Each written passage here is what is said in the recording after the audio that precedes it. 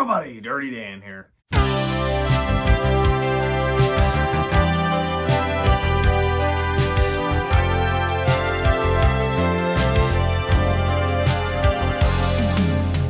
Alrighty, so today we're doing an unboxing.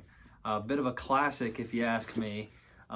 It's typical of me to open something or unbox it before I do a video on it, and the two boxes of today are no exception. I know exactly what's in both of them, and I know that these are both going to get their own dedicated videos, but I figured today would be a good day to kind of slow down a little bit. Producing videos at the rate that I've been producing them has taken a little bit of a toll, and I think it's good to slow down every once in a while. So tomorrow's video is going to be a good one. So let's see what we got. We're going to start with the little one first. It is a pretty unique piece. I just happened to spot it on eBay. Is honestly how I got this. I didn't even expect to be getting this, so it kind of just happened. But all right, so they've actually kind of packaged this pretty interestingly. I quite like the way that they've done this. They've made their own like cardboard insert for this that goes around the original box, which is pretty cool. So makes it easy to do a kind of an unboxing shot. So here is the money. Here is, you might be able to read the box. Oh, there's a sticky note, and the sticky note says it's an old engine. Oh man, I do not know what that says. But wheels aren't locked in. Steam works. Okay, the steam does work, so that's good. Oh wow. Okay, so this is pretty cool. There's a sticker on this box, the original price tag. Check this out. This was $80 at one point. I think I paid like, I don't know, like something like 25 bucks for this. It's pretty cheap, and so I figured it was worth picking up for that kind of money. Let's get this sticky note off of here. Hopefully this didn't damage the box at all. Awesome. Okay, cool. So as you can see, it's a Bachmann Mikado. But what makes this engine special is that sticker right here. It says, features electronic steam whistle, which is very special. It's a very special piece that they only made for a few years, and I actually have one, but I don't have this version. It does look a little damaged, but you'll have that. Let's take this out of the box and see what kind of condition it's in. It does appear, so this is actually, you need more than just the locomotive here. This isn't just a singular piece here. I'll show you guys the second piece that makes this really interesting in a moment. But here is the locomotive itself. As you can see, it's the 282 I-10SA shell kind of thing with the Vanderbilt tender. This one does have the superheater. Let's pull it out of there. Let's see what kind of shape this thing's in. It looks to be in pretty good shape, although I think the superheater has been a little bit damaged. And yeah, that's correct. So you'll see it's kind of hanging off there. It doesn't quite, it's going to need some attention here. But that's nothing I can't fix. And honestly, I might even be able to put this back together right now. But this is something simple that I can fix. That's nothing detrimental. So I will have to deal with that at a later date because it's kind of finicky. I'll have to glue that back together. But the rest of the locomotive is in real good shape. I mean, this thing has like no dust on it. The note says wheels aren't locked in. So I don't know if that means, I assume it means it has the classic nylon axle problem, which plagues all Bachmann engines of this era, as we know. But we will have to see. I am not 100% on that. So let's look at the tender. The tender is very interesting, and here's a key thing. This is if you look at the back of this locomotive, there's actually a board inside of there. And that's how you know that this is not a standard 282 from Bachmann. It has those, the circuit board in the firebox. That is not standard. And I bet you there's some people out there that have one of these that is mismatched with a normal tender and probably didn't even know that that's what this is. So here is the matching tender. Wow, okay, so the, I hope the plastic didn't leave any marks on this. Okay, no, we're good. This thing's just been in a box for a very long time. Okay, there is a little bit of damage, but nothing detrimental. The rear light that goes on the tender appears to have come off. That is just a simple push that back in. Maybe. Well, I might have to fix that at a later date. But anyways, here's the tender. And as you can see, it's got this little plug coming out of it. Now, this one has 2 wires, which is interesting because the other ones that I have 3, not 2. So I don't know why this one has only 2 wires. I don't know if that was like a later version of this same deal that they just, it actually only uses those 2 wires. The other 2 have the 3rd wire, but it's just cosmetic. It has no purpose. So I don't know if that was just in there. You know, they may have deleted it at a later point, or who knows. So, but this thing is in really good shape. I am curious to see if this thing works at all, which we're going to test in this video, because I am quite curious as to what exactly that note means. I take it that this thing doesn't move at all, something along those lines, and so, but we'll find out. But here is the piece that makes this whole thing possible. You can have this locomotive, but never be able to access this function without this button. This is the activation button, and you gotta have this if you want to use this feature, because this does something. And I know that that sounds really stupid, but I genuinely do not know what sort of signal that this outputs. There's a little circuit board in here, and this takes a 9-volt battery, and whenever you push this button, it sends a signal to the track. The power actually flows through this button. You connect the DC side of your power pack to this. I really don't know how it works fully.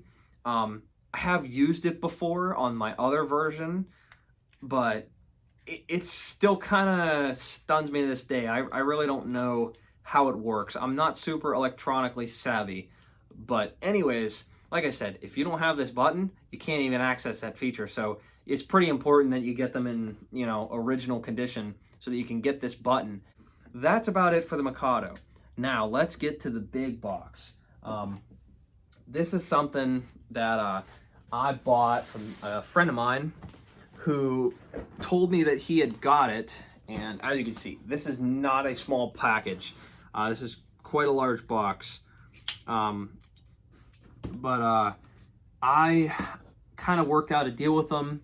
He was trying to kind of make it work for me, which was super cool, but it seemed as though he ended up being unsuccessful. So we're gonna have to leave this up to me to see if I can get it to function. And since this is such a large box, I'm literally gonna have to set it kind of on the floor to untape it. But, what's in here is pretty cool. I think you guys are gonna like it a lot. It's definitely something that I figured I'd get at some point. I just didn't know I'd get right now, but all right, I think that is everything. Let's see if I can do kind of one of these. All right. There we go. Oh man, that's pretty sweet. How about that? That's cool. So as you can see, it's a Taika Red Box set, but it's not just any Taika Red Box set. This is the, get that open. Oh man, all right. This is the Baltimore and Ohio 462 set. with the matching locomotive, and all of it's there, and it's all in pretty good shape. So I bought this because it was all original, and it's getting more difficult to find them in this kind of shape. So I figured it was worth my time to pick up. Plus, I haven't been able to get my hands on one of these 462s, so there's a great opportunity to finally get a hold of one of those. He said he put something else in here, but I'll save that for after. But let's take a look at, the cars aren't anything super special. Let's take a look at this locomotive, though. It appears to be in really good shape, honestly. There is some damage, but nothing I can't handle. There's the box. The boxes I'm not super concerned about, but it's really cool that it is in the original box. You know what? This thing's actually in pretty good shape. So there it is. This engine is, the paint is quite nice. The only real unfortunate part is that the cab is, and that this was noted to me, the cab is kind of broken, but you'll have that. So I'm gonna see what I can do to rectify that. I may try to get another cab, but you know, that depends. I like to keep my stuff sort of original, so if I can make this cab at least a little better, that'd be okay with me. But it's still pretty cool. But yeah, the paint's in real good shape on this engine. There is actually another version of this that had a the cab window was it was like a lighter blue, and the I believe it was the drivers were also a different color, and the cylinders were a different color. I don't know. I think there may actually be 3 versions of this. I'm not incredibly well versed on these, but it is one of the early Tyco steamers that I had yet to get my hands on, so it's really cool to finally get one of these. So I can't wait to see if this thing runs, or if I can get it to run, or what the deal is. So we'll have to find out. Let's see what else he packed in here. He said there was something else in here. Okay, no, it appears to be in here. It's actually in this box. What on earth is in here? Whoa. What am I looking at? It appears to be some sort of early sound board of some kind. What? I don't think I've ever seen anything like this. This is really interesting. So this appears to be a model power either F or Shark unit shell with a very primitive sound system in it. Honestly, I don't know a whole lot about this. I think that he mentioned he was putting this in here. I just didn't remember. But boy, that is interesting. I'm just kind of sorry I don't have more to say. I'm kind of just trying to understand exactly what's going on here. But it'll be interesting to see what this does, if anything. Because this is a pretty unique little piece here. That about wraps it up for the unboxing section of this video. Let's see if what the Mikado does, if the 462 runs, what kind of condition it's in, and then see if we can get that strange sound piece to do anything at all, because I'm not 100% on exactly what that is or what it does quite yet.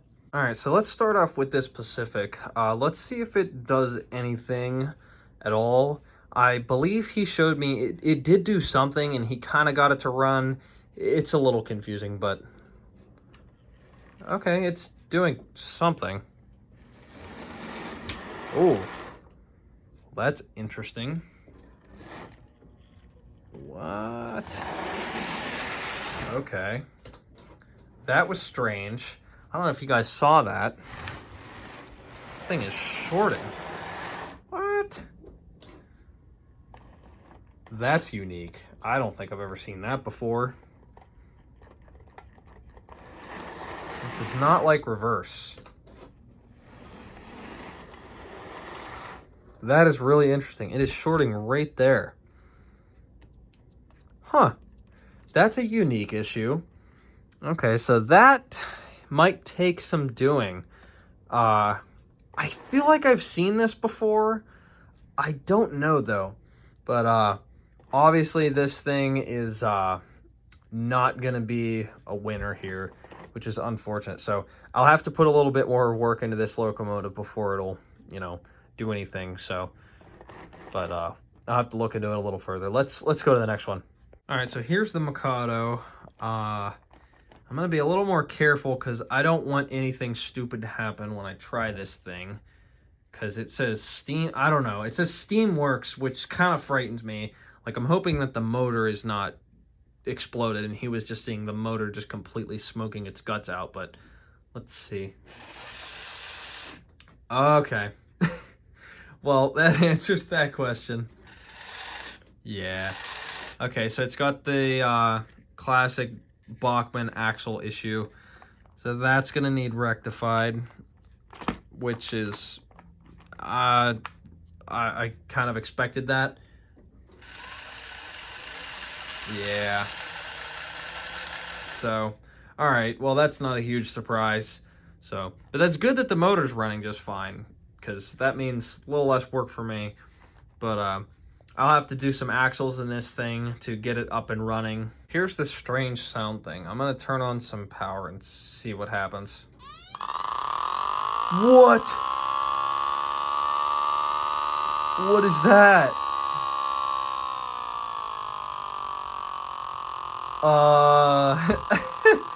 I guess that's the sound. It sounds like an air raid siren.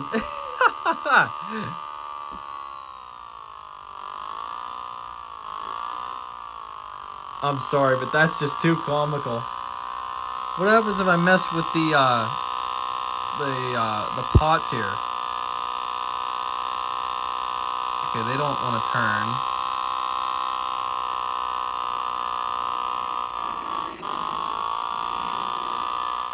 That's pretty funny.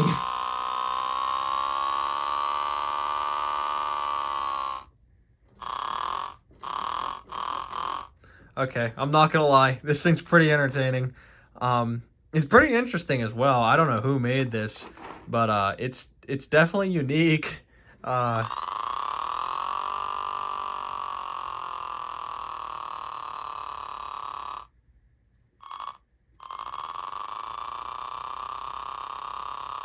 That is a very unique sound that it makes. I don't even, like I said before, it kind of sounds like an air raid siren. That's certainly something. Alrighty, so I hope you folks enjoyed today's video. It was cool to kind of slow down for a little bit, knowing tomorrow's video should be a pretty good one.